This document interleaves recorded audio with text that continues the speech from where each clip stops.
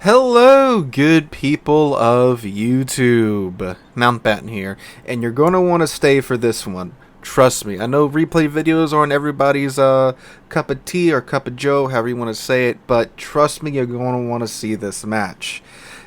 Doubly so because this is also a clan battles match. I know another topic that the general audience typically isn't interested in, but this is one that y'all are going to want to see. So, in today's replay live reaction commentary, if you don't know how this works, I am watching this live right now, so you guys are going to get my genuine first impressions of this match. Now, I do know a bit more about this match than most of the other replays that we feature here on this channel. Why? Because in front of you is T2's clan battle team. T2 is one of the T-Soft clans, and this is a match they had a few nights ago during clan battles during the first week, where there are a lot less restrictions on the amount of ships and type of ships that you can take into clan battles. So they're running a pretty heavy battleship comp, 3 battleships at the moment, a Pommern, a Atlantico, and a Champagne, along with an Alaska, a Chappie, and a Kazakh. Right now, we're watching Baz's point of view, who I believe was calling this match. That was what was going on with the pings at the beginning of the match. Clan Battles is a much more organized battle type than random battles and ranked, because you have a team of players that are all sitting on comms. All these guys were in the Discord server talking with each other and communicating, and Baz is the caller, the one that tells the other players where to go and what to do. So all these pings that you're seeing on the map, or the players communicating between each other, talk about, hey, my RPF is here, I'm spotted, this is my detection range. And the initial pings that you saw for Baz was him telling these guys where to go. So, over on the sea flank, he has the Alaska, the Pommern, himself, and the Atlantico. He has the Champagne hanging back as a floater to go where he thinks that ship needs to go. And now that they are spotted, and he can see the Bismarck and the Iowa and the Roma, it's like he's called the Champagne back over to help him out. So the enemy team is also running a battleship heavy comp, an even heavier comp than what T2's running. Bismarck, Roma, Iowa, and a Pommern. I'm sorry, an FTG, and they are all absolutely monkey pushing through the sea cap. So he has called Champagne back over to help out with that. And poor old Runic there in the Pommern has been called out in the front. Now it looks like they were planning on doing exactly what these guys were planning on doing over here at sea.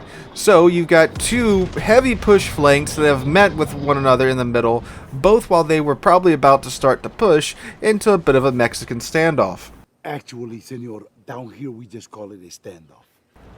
So, Bismarck, Roma, Iowa, all parking in front of a Pommern, an Alaska, an Atlantico, and a Champagne. And Runic is just getting absolutely pounded here at the moment. Dang. I would not want to be Runic right now, stuck bowing to all that. Worst about being stuck bowing with a German ship is that, well, you can't get most of your secondaries on target, and that's where a lot of the firepower of your ship comes from. So, you know, you can't angle because you're going to get chunked. It looks like Whitley, who is T2's resident DD player, has unfortunately met the Loyang and the Talon out while he was trying to go out wide and maybe harass the Talon. Looks like he's going to be going down here too. Dang, that's a tough card for Whitley. So that leaves Chappie, who I believe 420 is in, over there by his lonesome. Alright, so Runic does take out the Bismarck. That's a decent trade, one battleship for another. I'm saying that because I'm pretty sure Runic's not going to survive this encounter. He probably would be getting his torpedoes off right now, but knowing German torpedoes, they're probably already broken. He's going for the ram on the Iowa, and unfortunately doesn't really make it. So, friendly team, T2's down. Whitley with his Kazakh, and Runic in the Pommern. Looks like this Roma's also getting a little spicy as well. Sluggo's moving up in the Alaska. So they did slot in Alaska instead of another battleship. Alaska's pretty tanky, has radar, hydro, a high degree of utility. And look at what Baz is doing here. It's a very smart move. So the strength of the Atlantico is that she has a ton of secondaries, lots of 105s, but she also has a couple of Goliath turrets, 4 Goliath turrets, well, not Goliath turrets, Goliath caliber guns per side. So those are the same those big old turrets you see on the Atlantic side, those are the same caliber guns as the Goliath, the Tier 10 British heavy cruiser. And he has 8 of those guns per side. He's parking where he's got this little island in between him and the enemy ships because of that right there. He's in a Tier 8 battleship with pretty good armor, but that good armor gets bitten into by high caliber AP. So he's got this island between him and them, and he's letting his secondaries do a lot of the heavy lifting. Check out when these Goliath guns hit. He does I think almost 2k a salvo. When you have like the first couple of turrets hit, then when the others hit, it's another like 2k. So it's like 5k a salvo with these Goliath caliber guns. They're quite fearsome. So he's playing this very smart. Sluggo got caught out in the open, so he's going in for the Ram 2, and unfortunately he goes down. This Rome is very low, so we're down a cruiser, battleship, and DD on the friendly side, and only a battleship on the enemy side. Okay, so check out these secondaries here. So let's say when these big guys hit, 1271. Let's see when they hit again, especially if they hit the superstructure that they normally do, from my experience, like 5k a burst. There you go, 2500, 700 there. Yeah, about 3 to 5k, and that Rome is saturated too. So thankfully, Baz does get this Roma down. So they're still down on caps and points. Now keep in mind, caps are super important in clan battles because the tick rate, the rate at which the points come in, is much higher. If you look at the top right now, the enemy team, look at that, another 6 points just like that. It's quite fearsome, so you have to get these caps as fast as possible. The enemy team has 2, friendly team has B. I'm surprised the Loliang hasn't made his way back down to the B cap just yet. I'm suspecting that's because the Chappie was over there, of course. Now, it does look like Baz has recalled the Chappie over to this side because they do need some DPM to beat back these battleships. And you see that's the, I think that one salvo of HE was the Chappies. Yeah, there's the Chappies guns getting into the action now. So, yeah, DPM's super important in clan battles, too, because DPM's how you whittle through battleship HP. Up there we go. So, the B cap is being capped by the Loyang now. So, okay.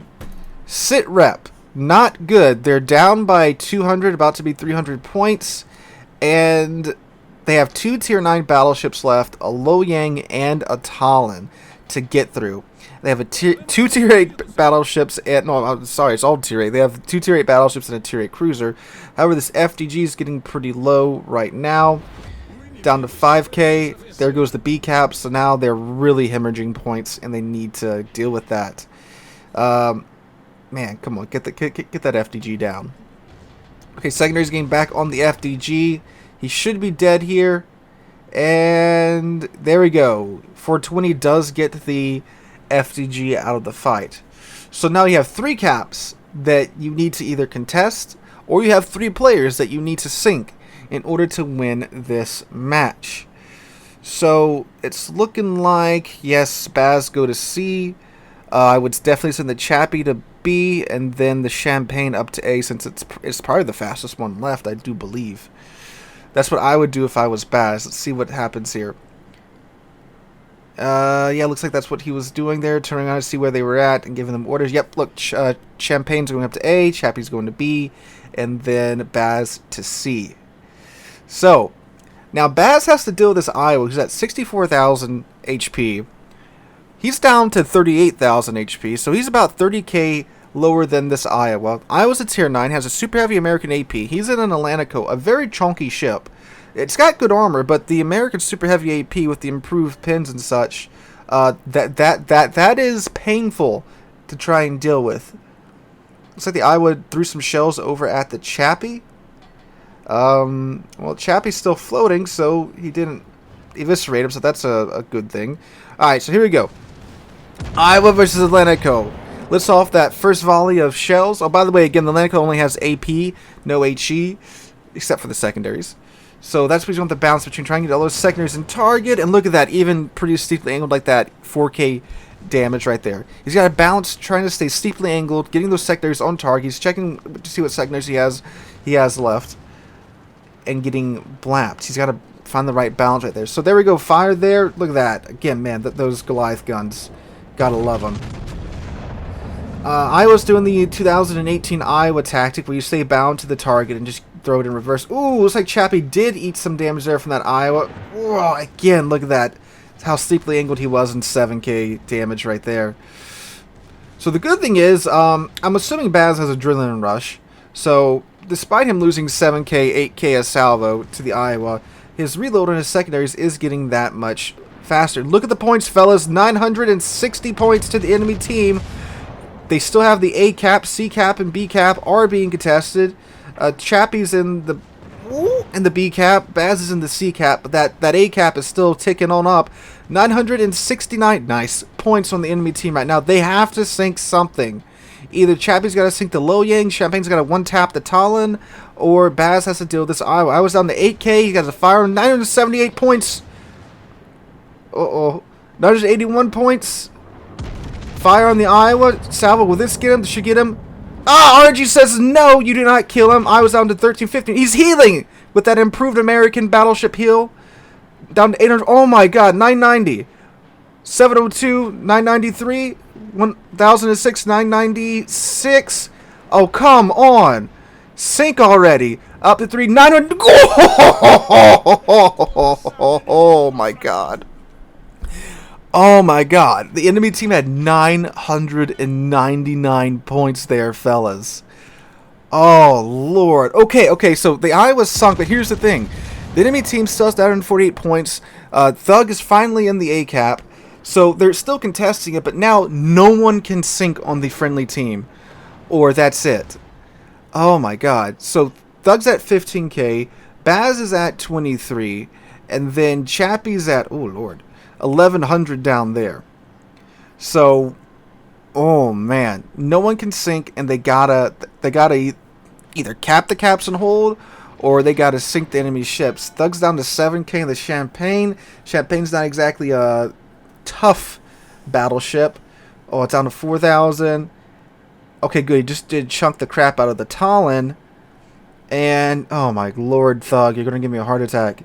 700, 600 on the Talon. Come on. Okay, he has popped his heal.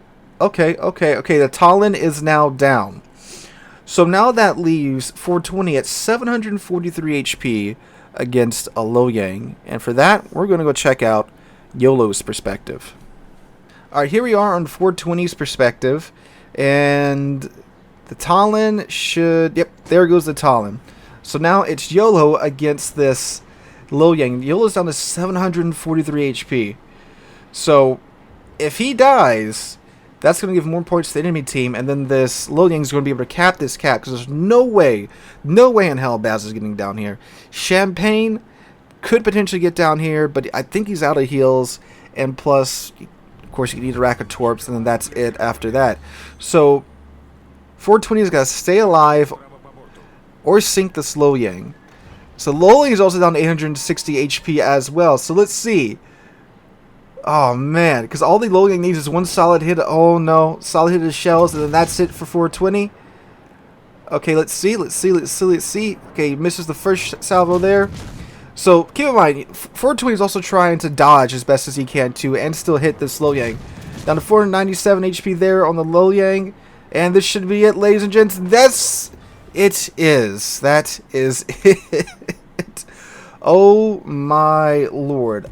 I don't think I've seen a game come down to 1 point on the ticker in a long time. I've seen it come within 10 points or 5 points, but within 1 point. Because normally when you hit that 999, that's the point at which the game, ticks over and then like, oh yeah, it's done. But quite literally, the second the ticker was going to tick over to 1,000 points, they managed to yoink that Iowa kill. So that quickly jerked the points back down just in time for the game to not end. Good lord, that was something to watch. Now, if you're wondering what it was like in T2 comms, I have an exclusive recording of their communications. They're a little loud, so just be fair warned. But here's their comms.